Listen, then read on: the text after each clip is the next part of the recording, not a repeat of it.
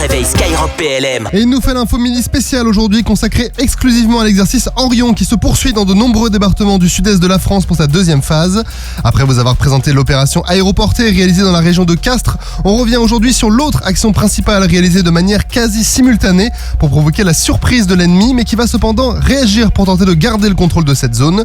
Pour comprendre l'objectif et l'intérêt de ce débarquement, voici ce que le contre-amiral Cédric Chetaille, commandant de la composante maritime d'Orion, racontait à nos confrères de l'AFP. On a deux forces navales de capacité relativement similaires qui vont s'affronter.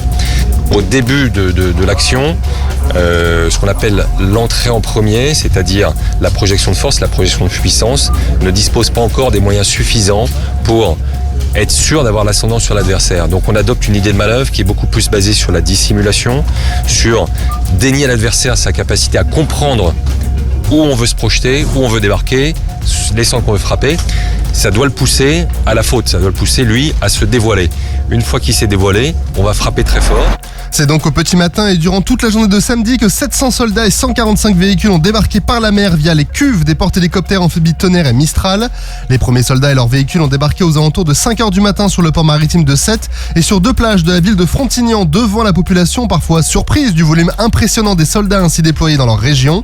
Quelques heures plus tôt, pour coordonner et sécuriser l'arrivée des soldats, une unité dédiée a été mise en place, composée d'un chef d'unité aussi appelé le Beachmaster et d'une équipe de reconnaissance de plage composée de 4 plongeurs de la marine nationale. Ils ont pour mission de mener des reconnaissances techniques des plages et des quais existants pour vérifier que les profondeurs et les abords ne sont pas pollués. L'unité est également complétée par un groupe d'équipements de plage de l'armée de terre en provenance du 1er régiment étranger de génie ou du 6e régiment du génie. Équipés de leurs bulldozers et d'engins, ils peuvent réaliser des aménagements de la plage pour faciliter le débarquement des troupes et des véhicules. Après 15 minutes de traversée dans le noir complet pour les premières rotations et à bord des engins de débarquement amphibiés et des chalands de transport de matériel de la marine nationale, les débarquements simultanés ont débuté. La protection de cette opération étant assurée également par d'autres bâtiments de la marine nationale et leurs aéronefs ainsi que par des moyens de l'armée de l'air et de l'espace.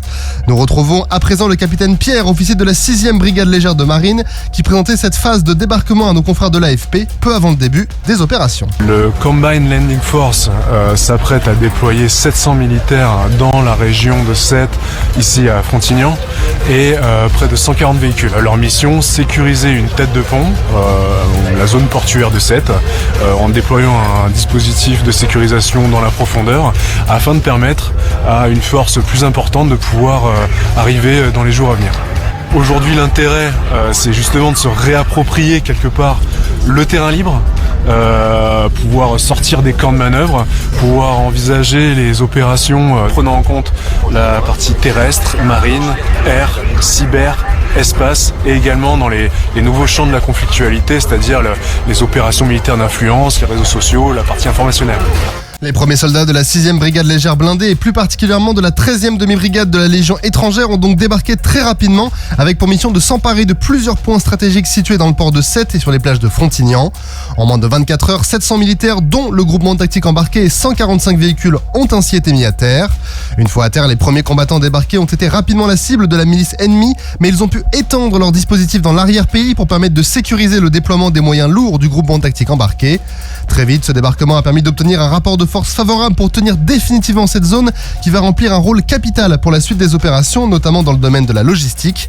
Avec cette manœuvre, la force française dite bleue dans ce scénario fictif a pu réaliser son entrée dans le pays fictif d'Arnland par la mer et par les airs, et ainsi la conquête de l'espace de manœuvre au sol par le sud est lancé. Et il nous fait l'info mini spéciale aujourd'hui consacrée exclusivement à l'exercice Orion qui se poursuit dans de nombreux départements du sud-est de la France pour sa deuxième phase. Vous l'avez suivi avec nous sur Skyrock PLM, les opérations menées par les trois armées ont permis de s'emparer de deux zones d'appui appelées têtes de pont grâce à l'opération Aéroportée dans la région de Castres et au débarquement amphibie des premières forces terrestres à partir de la mer dans la région de Sète. Ces têtes de pont vont permettre d'engager le gros des unités qui vont être engagées dans les combats pour peser sur des victoires tactiques au sol et par voie de conséquence sur les aspects diplomatiques en vue d'un règlement de ce conflit dans le pays.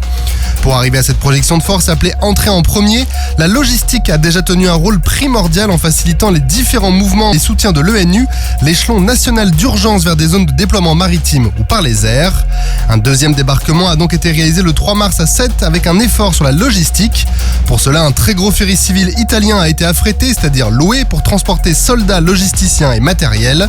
Pour comprendre comment la logistique va fonctionner à présent à l'issue de ce débarquement, nous sommes avec le général Pierre Fauche qui commande le GSIAT, le groupement de soutien interarmes de théâtre. Ce groupement va soutenir l'ensemble du théâtre d'opération et plus particulièrement le LCC, le Land Component Command, qui est la force terrestre armée par la 11e brigade parachutiste par son bras armé logistique, le groupement tactique logistique ou GTLOG. Alors mon général, c'est quoi le GSIAT ? Le GSIAT est une des composantes de l'opération, au même titre que la composante aérienne, terrestre ou maritime. Donc c'est le complément indispensable pour le soutien de cette opération. Donc le GSIAT vise à déployer l'ensemble des soutiens spécifiques relatifs à une opération et à s'assurer de la soutenabilité de l'ensemble des forces déployées. Donc là, dans le cadre de cet exercice, c'est principalement le soutien des forces terrestres et du LCC que nous assurons. Et pour ce faire, j'ai un bras armé qui est un bataillon logistique qui est déployé à l'avant. Donc le GSIAT a été déployé en format harpon il y a à peu près 2 jours. Une fois que la zone de 7 a été sécurisée suite à une opération amphibie qui a consisté à gagner une tête de pont. Donc une fois que ça a été sécurisé d'un point de vue maritime, aérien et aussi terrestre, on a pu déployer le gros des forces qui viennent donc renforcer ce LCC qui lui est à l'avant avec la brigade para qui était engagée avec quand même le minimum nécessaire. Et donc il s'agit maintenant de déployer l'ensemble du soutien logistique mais aussi d'assurer l'arrivée des bataillons du génie qui vont venir renforcer le LCC qui est à l'avant. Et toutes ces unités passent par le GSIAT qui assure la réception, l'organisation et les acheminements des convois vers l'avant. Et vous allez rester longtemps sur 7 ? Oui, alors le GSIAT, donc il déploie un premier dispositif qui consiste en gros à être capable d'avoir un soutien de 12 jours en son sein, de garantir 10 jours de soutien donc au LCC et on a 2 jours de sécurité. Et ensuite, ce GSIAT est capable de grossir et d'accueillir des unités qui rejoindraient l'opération. Et donc, c'est un peu comme une baudruche, tout simplement. Donc, au départ, c'est pas très gros et ça grossit au fur et à mesure. Et on est en capacité d'être nation cadre et d'accueillir les éléments de soutien national des différents alliés qui se joindraient à l'opération.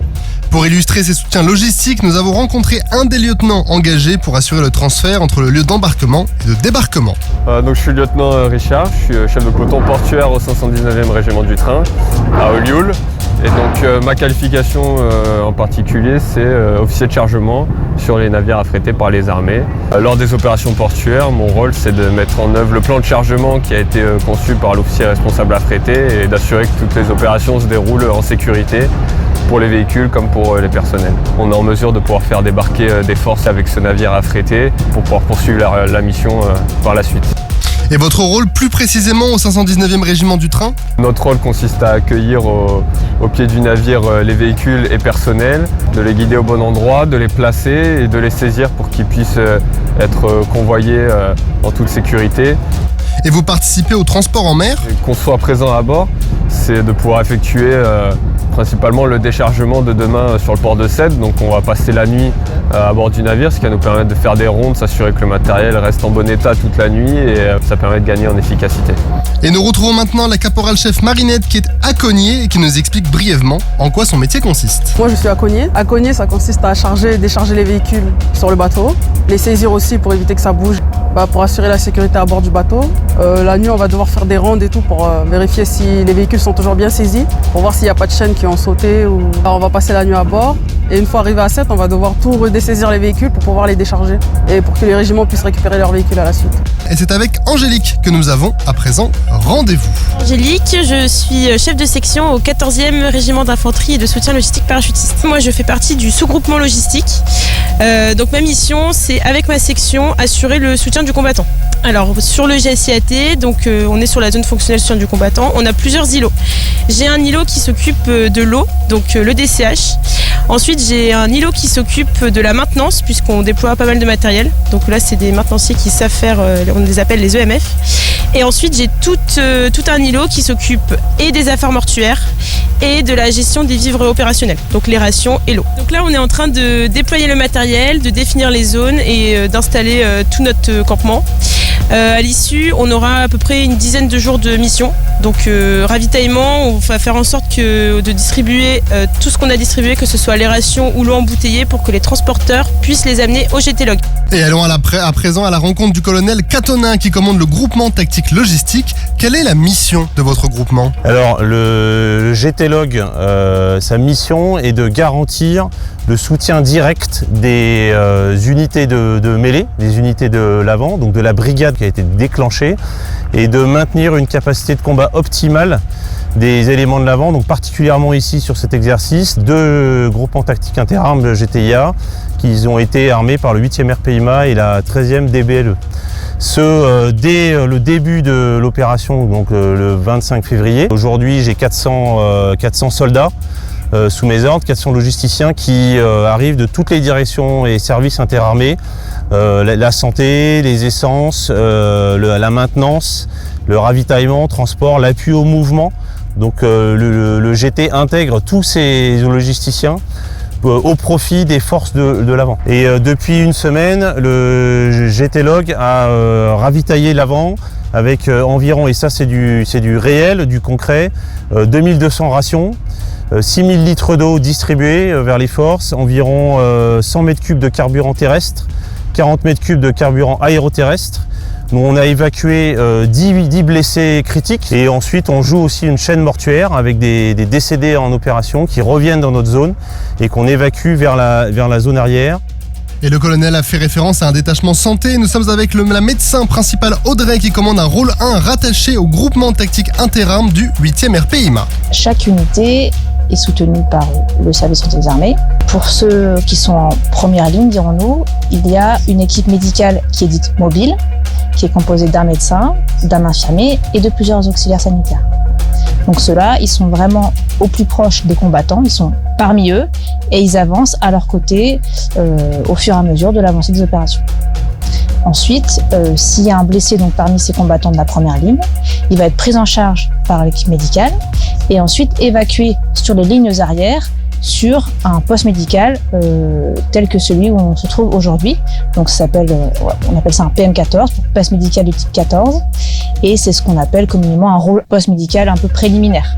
Nous, on récupère ce blessé, on va continuer la prise en charge. Donc nous, on a un peu plus de matériel, un peu plus de ressources, donc on peut aller un peu plus loin dans nos soins. Mais je reste un médecin de l'avant. À un moment donné, mes compétences vont être limitées, donc il faut que je passe la main à des chirurgiens. Et actuellement, là, nous sommes colocalisés avec une ACS, donc une antenne de chirurgie de sauvetage, ce qu'on peut appeler communément un rôle 2. Et donc, dans cette antenne de chirurgie, donc, il y a des chirurgiens et il y a un médecin anesthésiste réanimateur qui vont pouvoir aller beaucoup plus loin dans la prise en charge et pratiquer une chirurgie de damage control. Donc, en gros, c'est une chirurgie qui est rapide, efficace, qui n'est pas définitive, mais qui permet de stabiliser le blessé pour pouvoir après évacuer ce blessé en métropole vers ce qu'on appelle un rôle 3 voire un rôle 4. En gros, c'est l'hôpital qu'on connaît tous sur le territoire français, où là, du coup, il sera hospitalisé et pourra subir une ou plusieurs chirurgies qui vont permettre de terminer le traitement. Et concrètement, comment s'est déroulée l'opération aéroportée pour vous ? Quand on a pris du coup la zone de Castres par voie aéroportée, j'ai été aérolarguée avec mon poste médical. Donc en amont, en fait, j'ai récupéré donc un poste médical. Donc il faut bien se rendre compte que c'est beaucoup de caisses, une trentaine de caisses, plus du matériel électrique. En fait, en gros, tout ce qu'on peut voir dans une salle un peu à l'hôpital, mais conditionné dans des caisses. Voilà. Donc tout ça, on va le mettre sur des grandes plaques pour les conditionner avec des parachutes faits exprès pour pouvoir les larguer par avion. Donc le matériel arrive au sol et ensuite les troupes sont larguées directement à l'issue, juste après. Et une fois qu'on arrive au sol, donc déjà il faut se reconditionner, se remettre en position de combat et puis aller récupérer son matériel parce que moi sans matériel, je ne suis qu'un simple secouriste. Voilà. Je voudrais rester modeste là-dessus. Sans matériel, je ne vais pas faire beaucoup plus que mes auxiliaires sanitaires. Donc voilà, ça c'est ce qu'on a fait. Et ensuite, ce poste médical, une fois qu'on l'a récupéré, ce qui n'est pas une mince affaire, on a dû donc monter le poste en zone safe pour pouvoir du coup après accueillir des blessés le plus rapidement possible. Sur terre, sur mer, comme dans les airs. Skyrock PLM, en équipe avec Uneo, la mutuelle des forces armées.